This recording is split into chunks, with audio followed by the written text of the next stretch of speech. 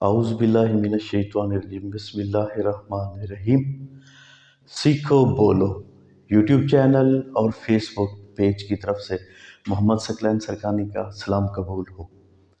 آج کے بٹ میں جو ہم گفتگو کرنے جا رہے ہیں وہ ہے کلاز اور فریز کے حوالے سے فرق کیا ہے۔ پچھلے بٹس میں ہم نے کلاز کو علیحدہ دیکھا تھا، فریز کو بھی علیحدہ دیکھا تھا۔ اب یہاں ہم دیکھتے ہیں کہ کلاز اور فریز ان دونوں کے درمیان کیا فرق ہے۔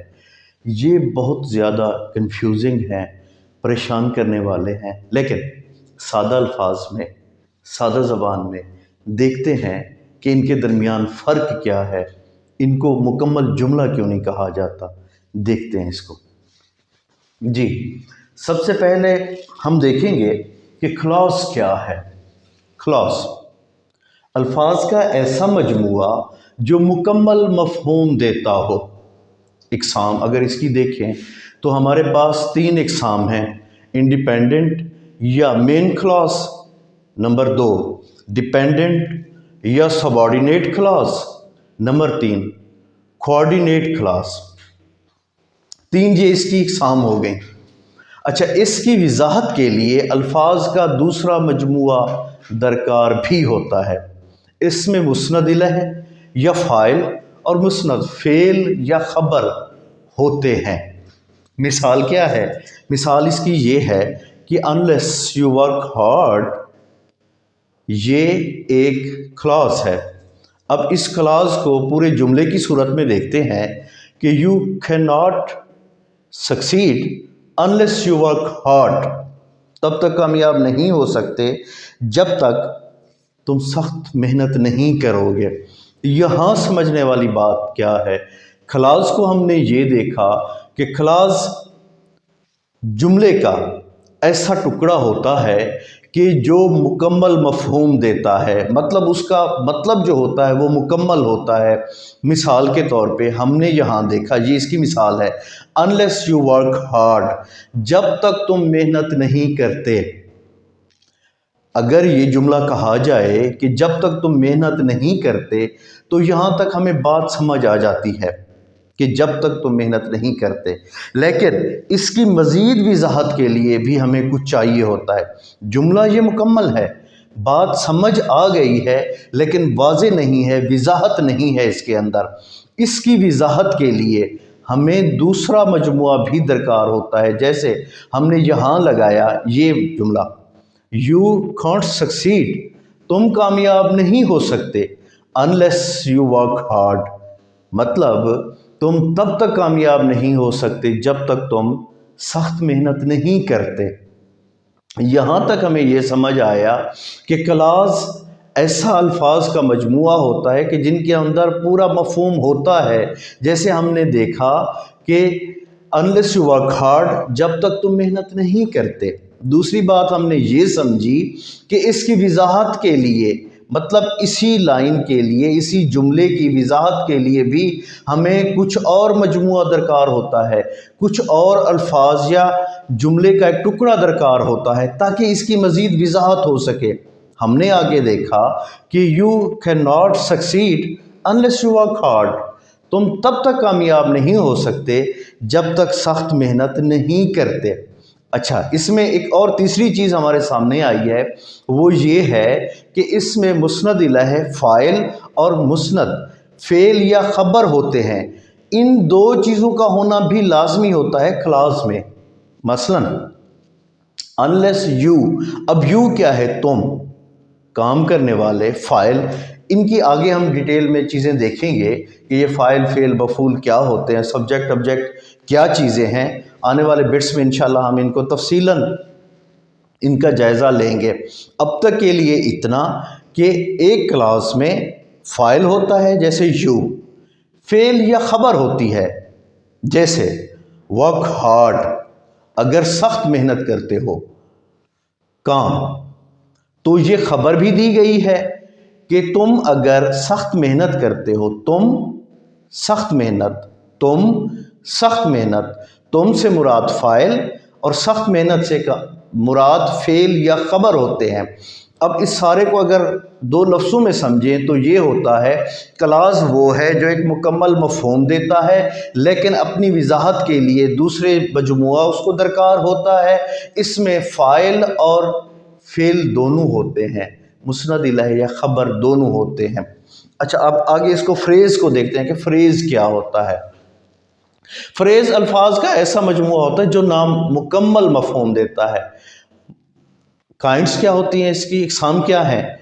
Noun phrase, adjective phrase, adverb phrase, prepositional phrase, 4 इकसाम हैं इसकी। मिसाल के तौर पे अंडर द टेबल, ये फ्रेज़ की एक मिसाल है प्रीपोजिशनल फ्रेज़ की। मेज़ के नीचे, अगर कोई कहे कि मेज़ के नीचे कुछ समझ नहीं आया, क्या, कैसे, कहाँ, कब, किसी भी सवाल का हमें यहाँ जवाब नहीं मिलता। अगर हम इस तरह कहें कि cat is under the table, cat is under the table, बिल्ली जो है वो मेज़ के नीचे है, अब काफ़ी हद तक हमें बात समझ आ जाती है।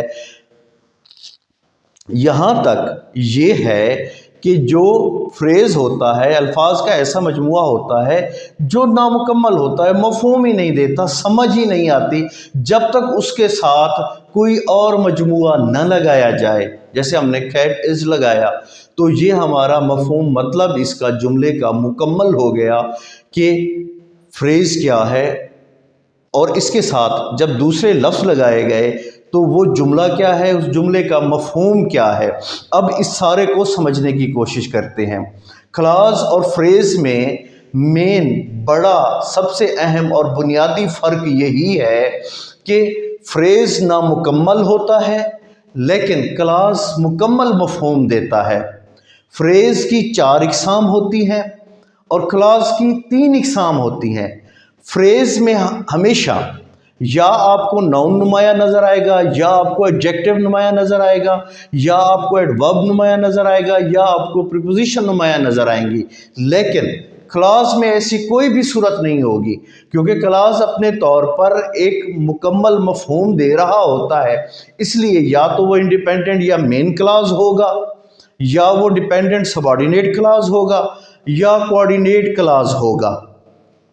अब इसमें आगे जो फ़र्क हमने देखा वो ये होता है कि इसको अपनी वजाहत के लिए दूसरा मजमुआ दरकार होता है।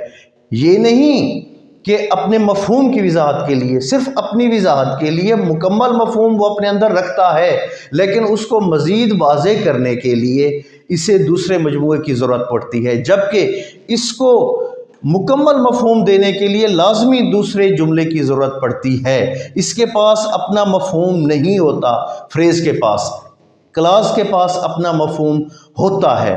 अच्छा, इसमें हमने जो चीज़ देखी थी कि इसमें मुस्नद इलैह और मुस्नद फ़ेल या ख़बर लाजमी होते हैं, जबकि फ्रेज़ में चूँकि फ्रेज़ होता ही नामुकम्मल मफ़हूम के साथ है, इसलिए इसके अंदर, फ्रेज़ के अंदर ना तो मुस्नद इलैह होता है, ना मुस्नद ख़बर या फ़ेल होते हैं। तो ये बुनियादी फ़र्क, मेन फ़र्क और अहम फ़र्क है।